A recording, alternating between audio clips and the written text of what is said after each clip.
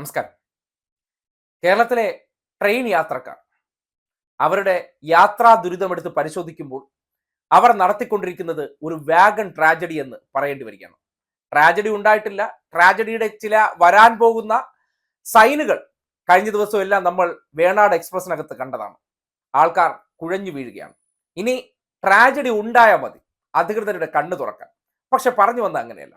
കേരളത്തിലെ ഒരു പുതിയ റെയിൽ സംവിധാനത്തിന്റെ കുറ്റി പറിക്കാൻ നടന്നവർ അതിനെക്കുറിച്ച് അന്ന് പ്രസക്തമായി പറഞ്ഞൊരു കാര്യമുണ്ട്. കേരളത്തിലെ ജനങ്ങളെ മുഴുവൻ ഇടിച്ചു താഴ്ത്തിക്കൊണ്ട്, കേരളത്തിലെ ജനങ്ങളുടെ യാത്രയെ എല്ലാം വില കുറച്ച് കണ്ടുകൊണ്ട്, തൃക്കാക്കര ഉപതെരഞ്ഞെടുപ്പിൽ ഇവർ കൊണ്ടുവന്ന് അവതരിപ്പിച്ച ഒരു ഇരയാക്കി, അതായത് ഭർത്താവ് മരിച്ചാൽ ഇരയാക്കി നിർത്തി ഭാര്യയെ വിജയിപ്പിക്കണമല്ലോ, അങ്ങനെ ഒരു സ്ഥാനാർത്ഥിയെ കൊണ്ടുവന്ന് ബന്ധു നിയമനം പോലെ നിയമസഭാ സീറ്റ് കൊടുത്തതിന് ശേഷം ഈ ട്രെയിൻ യാത്രയെ സംബന്ധിച്ച് അവർ പറഞ്ഞൊരു വാചകമുണ്ട്. ആർക്കാണ് ഇത്ര പെട്ടെന്ന് 14 മണിക്കൂറിൽ നിന്ന് 4 മണിക്കൂറിൽ എത്തേണ്ട ഒരു കാര്യം എന്താണ്? 12 മണിക്കൂറിൽ നിന്ന് 4 മണിക്കൂറിലേക്ക് നല്ല ആവശ്യമുണ്ടോ? അതൊക്കെ സാധാരണക്കാരന് അത്ര അത്യാവശ്യമില്ല. അതിനേക്കാളും നമുക്ക് ബസ്സൊക്കെ ശരിയാണ്. അതെ, ആർക്കാണ് ഇത്ര ധൃതി? അടുത്ത അധികാരത്തിൽ വരാൻ നിൽക്കുകയാണ്. എന്തിനാണ് ഇത്ര ധൃതി? ഞങ്ങൾക്ക് ഇന്നവ ക്രിസ്റ്റയൊക്കെ ഉണ്ടല്ലോ, MLA ആനുകൂല്യം ഉണ്ടല്ലോ, ഞങ്ങൾ എത്തേണ്ടടുത്തൊക്കെ കൃത്യസമയത്ത് എത്തുന്നുണ്ട്, അല്ലെങ്കിൽ ഞങ്ങളുടെ പ്രതിപക്ഷ നേതാവെല്ലാം കൃത്യസമയത്ത് കാര്യങ്ങൾ ചെയ്യാൻ വേണ്ടി ഫ്ലൈറ്റ് പിടിച്ചു പോകാനുള്ള സംവിധാനമുണ്ട്, അല്ലെങ്കിൽ എസ്കോർട്ട് ഇട്ട് കാര്യങ്ങൾ നടത്താനുള്ള ശേഷിയുണ്ട്, അതുകൊണ്ട് ഞങ്ങളുടെ കാര്യത്തിൽ ഒരു പ്രശ്നമില്ല. ഈ നാട്ടിലെ ജനങ്ങൾ പിന്നെ അവന്മാരെ കൈകാര്യം ചെയ്യാൻ നമുക്ക് നല്ലോണം അറിയാം. അവന്മാർക്ക് ബുദ്ധി കുറഞ്ഞിരിക്കുന്നതുകൊണ്ടും അവന്മാരടുത്ത് എന്ത് പച്ച കള്ളങ്ങൾ ഞങ്ങളുടെ മാധ്യമങ്ങളിലൂടെ പ്രചരിപ്പിച്ചിട്ട് ഞങ്ങൾ തന്നെ മൈക്ക് കെട്ടി അനൗൺസ് കൂടി ചെയ്തു കഴിഞ്ഞാൽ അവരെല്ലാം കണ്ണടച്ചങ്ങ് വിശ്വസിച്ചോളും. ഇതല്ലേ നിങ്ങളുടെ മുന്നിൽ ഇറക്കുന്ന തന്ത്രം? ഒരു വാഗൺ ട്രാജഡി പോലെ ഇത്രയും വലിയൊരു സംഭവം ഉണ്ടായിട്ട് ഏവനെങ്കിലും ഒരുത്തൻ ആ വിഷയവുമായി ബന്ധപ്പെട്ട് പ്രതികരിക്കുന്നത് നിങ്ങൾ കണ്ടോ? ആ വിഷയത്തിൽ ആത്മാർത്ഥത എന്നൊന്നുണ്ടെങ്കിൽ, അല്ലെങ്കിൽ ഇവർ തമ്മിൽ കൂട്ടുകച്ചവടം ആരൊക്കെ? സംഘികൾ, കൊങ്ങികൾ, മാധ്യമങ്ങൾ വാർത്ത കൊടുത്തു എന്ന് വരുന്നു. കാര്യം സോഷ്യൽ മീഡിയ ഇന്ന് അത്രത്തോളം ശക്തമായതുകൊണ്ട് ഇവർക്ക് കൊടുത്തേ പറ്റുള്ളൂ. ഞങ്ങൾ കൊടുത്തു എന്ന് വരുത്തി തീർക്കുകയാണ്. വലിയ ചർച്ചയുണ്ടാക്കണ്ടേ? ജനവികാരവും ജനരോഷവും ഉയർന്നു വരുമ്പോൾ അവരുടെ ടാം റേറ്റിംഗിൽ കുറച്ച് ഗുണമുണ്ടാകുമെന്ന് കാണുമ്പോൾ മാത്രമാണ് ആ വിഷയത്തിലേക്ക് തല കടത്താറ്. അല്ലാതെ ജനത്തിന്റെ രോഷം ഇന്ന് പ്രകടിപ്പിക്കാൻ സോഷ്യൽ മീഡിയ ഉള്ളത് കൊണ്ട് അവർ അത് പ്രകടിപ്പിക്കുമ്പോൾ ഞങ്ങൾ ഇത് കൊടുത്തല്ലോ എന്ന് വരുത്താൻ വേണ്ടിയാണ് ആ കുഴഞ്ഞു വീഴുന്ന ദൃശ്യം ഇന്നലെ ഒന്ന് പുറത്ത് കാണിച്ചത്. അല്ലെങ്കിൽ അതും മുഖ്യേനെ. കാര്യം സെൻട്രൽ ഗവൺമെന്റുമായി ബന്ധപ്പെട്ട ഒരു വിഷയവും ഞങ്ങൾക്ക് പറയാൻ പറ്റില്ല. കാര്യം ഏഷ്യാനെറ്റിന്റെ മുതലാളി ആരാണ്? മുൻ കേന്ദ്രമന്ത്രിയായിട്ടുള്ള, അല്ലെങ്കിൽ ഒരു സംഘപരിവാറുകാരനായിട്ടുള്ള രാജീവ് ചന്ദ്രശേഖരനാണ്. സ്വാഭാവികമായിട്ടും ഈ റെയിൽവേ ദുരിതത്തെക്കുറിച്ച് വാർത്ത കൊടുക്കാൻ പറ്റും, കൊടുത്തു എന്ന് വരുത്താൻ പറ്റും, അല്ലെങ്കിൽ കൊടുത്തു എന്ന് നമ്മളെ ഒന്ന് വെറുതെ ബോധ്യപ്പെടുത്താൻ പറ്റും. ഡീറ്റെയിൽഡ് ആയിട്ട് വാർത്ത പോകില്ല. ന്യൂസ് 18 അംബാനി ചാനലാണ്. സംഘപരിവാറുകാരുടെ കൂടെ നടക്കുന്ന അംബാനി, അതാണ് ന്യൂസ് 18 ചാനൽ. ആ നെറ്റ്വർക്കിനകത്ത് ഈ വാർത്ത വലിയ തോതിൽ ചർച്ചയാവും. എവിടെ ചർച്ചയാകാൻ? മാതൃഭൂമി അറിയാലോ, സംഘപരിവാറുകാരുടെ മുഖപത്രമാണ്. ഏത് സവർണ സംഘിയുടെ വീട്ടിൽ പോയാലും 2 പത്രങ്ങളിൽ അല്ലെങ്കിൽ വീട്ടിൽ വയ്ക്കുന്ന ചാനലുകളിൽ ഒന്നാണ് ജനം, മാതൃഭൂമി ന്യൂസ്. ഇതാണ് ഓരോ സംഘിയുടെയും വീട്ടിൽ പ്രവർത്തിച്ചു കൊണ്ടിരിക്കുന്നത്. പിന്നെ ഏഷ്യാനെറ്റ് അവരുടെ ബദൽ കൂടിയാണ്. ഇങ്ങനെ സംഘപരിവാറിന്റെ മുഖപത്രമായി പ്രവർത്തിക്കുന്ന മാതൃഭൂമി വാർത്ത കൊടുക്കൂ, ചർച്ച ചെയ്യൂ, ജനങ്ങളുടെ പ്രതികരണം എടുത്ത് കേൾപ്പിക്കില്ലെന്നേ.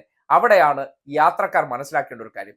ഈ നാട്ടിലെ മാധ്യമങ്ങൾ നിലകൊള്ളുന്നത് ജനങ്ങളുടെ പ്രശ്നങ്ങൾ പൂർണ്ണമായി പരിഹരിക്കണമെന്നോ, അവരുടെ വരും കാലങ്ങളിലെ യാത്രാക്ലേശങ്ങൾക്ക് ഒരു ശാശ്വതമായ പരിഹാരം കാണണമെന്നല്ല. അവർക്ക് വലതുപക്ഷ രാഷ്ട്രീയത്തിന്റെ വിടുപണിക്കാരാകണം. അതായത് ഈ സംഘപരിവാറുകാരൊക്കെ പറയുന്ന പൊട്ടത്തരങ്ങളെ വലിയ വാർത്താ റീച്ച് കൊടുക്കണം. നിങ്ങൾ തന്നെ ഒന്ന് ആലോചിച്ച് നോക്കൂ. ഈ അടുത്ത കാലത്ത് ശിവജി പ്രതിമ കൊണ്ടുവന്ന് പ്രതിഷ്ഠിച്ചു. 3500 കോടിയാണ് തവിട് പൊടിയായത്. ഇവർക്ക് വേദന ഉണ്ടായിരുന്നോ? ഇവർക്ക് ചർച്ചയുണ്ടായിരുന്നോ? ആരും ഒന്നും പറഞ്ഞില്ല. 2000ന്റെ ചിപ്പ് കടുപ്പിച്ച നോട്ട് നിങ്ങൾക്കറിയാലോ, വലിയ പ്രചരണം കൊടുത്തു. അത് ഇറക്കി കുറെ കോടികൾ ഈ നാടിന് നഷ്ടപ്പെടുത്തിയതിനു ശേഷം ഇറക്കിയതുപോലെ തന്നെ തിരിച്ച് പിൻവലിച്ചു. ആ അച്ചടിച്ച പൈസ, ആ നോട്ട്, ഇതെല്ലാം എന്തായി? വേസ്റ്റായി. ഇപ്പോൾ അതിനെ കത്തിച്ചു കളയാനല്ലാതെ മറ്റൊരു ഗുണവും ഇല്ലാത്തൊരവസ്ഥയായി.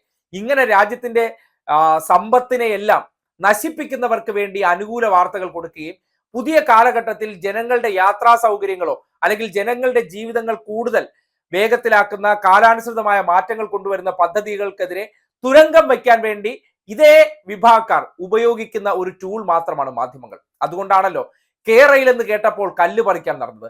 പശ്ചിമഘട്ടം എന്നൊക്കെ ഇറക്കി അങ്ങ് വല്ലാത്ത വേദന അങ്ങ് ചൊരിഞ്ഞു വിടുകയാണ്. ഇവിടെ വെള്ളപ്പൊക്കം ഉണ്ടാകും, ഒലിച്ചു പോകും എന്നുള്ള കഥകൾ. അതായത് ജപ്പാനിലൊക്കെ കൂടെ ഭൂകമ്പം ഉണ്ടാകുന്നുണ്ട്, അതുകൊണ്ട് അവിടെ വേറെ ഒരു വികസനമോ ബുള്ളറ്റ് ട്രെയിനോ ഒന്നും ഓടുന്നില്ല. ഭൂകമ്പം ഉണ്ടാകുമെന്ന് കരുതിക്കൊണ്ട് എല്ലാം മാറ്റിവെച്ചിട്ട് കയ്യും കെട്ടി ഇങ്ങനെ ചുമ്മാ ഇരുന്ന് ജനങ്ങളടുത്ത് അനുഭവിച്ചു എന്ന് പറയുകയാണ്.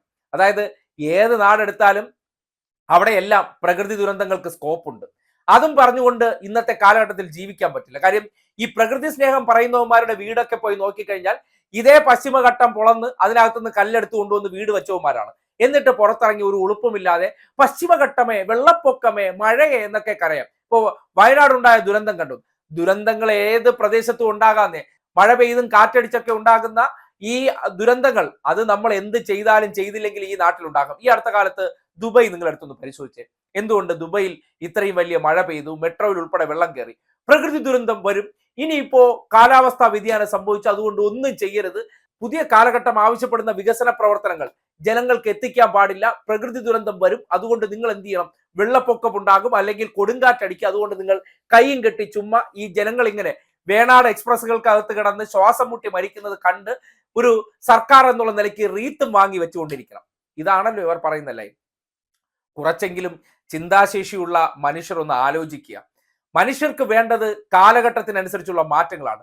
റെയിൽവേ ഇന്നത്തെ കാലഘട്ടത്തിലെ വേഗസഞ്ചാരത്തിനെ അടിസ്ഥാനപ്പെടുത്തി മുന്നോട്ട് പോകാനുള്ള സംവിധാനങ്ങൾ ആകണമെന്നുണ്ടെങ്കിൽ കോടികൾ ഇതിനേക്കാൾ മുടക്കേണ്ടി വരും. 600ഓളം വളവുകളാണ് ഇതിനകത്തുള്ളത്.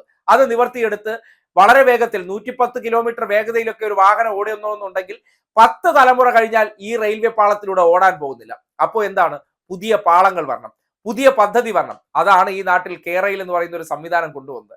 അതിനെ തുരങ്കം വെച്ചുകൊണ്ട് ഇല്ലാത്ത കഥകൾ പറഞ്ഞ ആൾക്കാരെ പേടിപ്പിച്ചുകൊണ്ട് ചെയ്ത ഈ പ്രവർത്തനങ്ങൾ കൊണ്ട് ആരാണ് ഇപ്പോൾ ദുരിതം അനുഭവിക്കുന്നത്? ഏതെങ്കിലും ഈ കുറ്റി പറിക്കാനോ ഈ കള്ള കഥകൾ പ്രചരിപ്പിക്കാൻ നടന്ന മാധ്യമങ്ങളിലുള്ളവരോ അല്ലെങ്കിൽ ഈ കോൺഗ്രസ് സംഘി ടീംസ് ഉണ്ടോ? ആരുമില്ലല്ലോ. നിങ്ങൾ മാത്രമല്ലേ അനുഭവിക്കാനുള്ളൂ. ആ നിങ്ങളൊക്കെ അന്ന് കേരയിൽ എന്നൊരു സംവിധാനം ഈ നാട്ടിൽ അവതരിപ്പിച്ചപ്പോൾ എന്ത് നിലപാടാണ് സ്വീകരിച്ചത്? 2 മണിക്കൂറിനകത്ത് കാസർഗോഡ് എത്തുന്ന യാത്രാ സൗകര്യം. മനുഷ്യർക്ക് സമയം 24 മണിക്കൂറേ ഉള്ളൂ.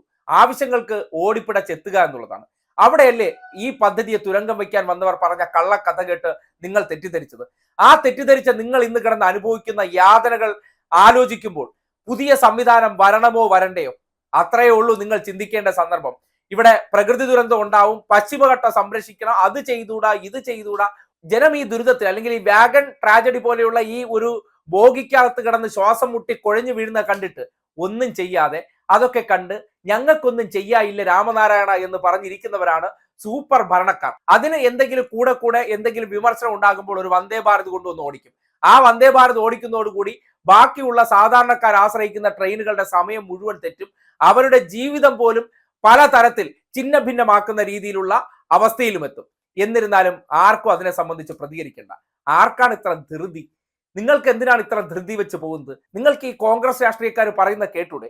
അവരൊക്കെ അവരുടെ ആവശ്യത്തിന് ധൃതി വെച്ച് എത്തുന്നുണ്ടല്ലോ. ജനങ്ങൾ എന്തിനാണ് ധൃതി വെച്ച് ഓടുന്നത്? നിങ്ങൾ പയ്യെ കാര്യങ്ങളൊക്കെ ചെയ്താൽ മതി. നിങ്ങളുടെ കാര്യത്തിനൊന്നും വേഗം ഉണ്ടാകേണ്ട സമയമൊന്നും ആയിട്ടില്ല.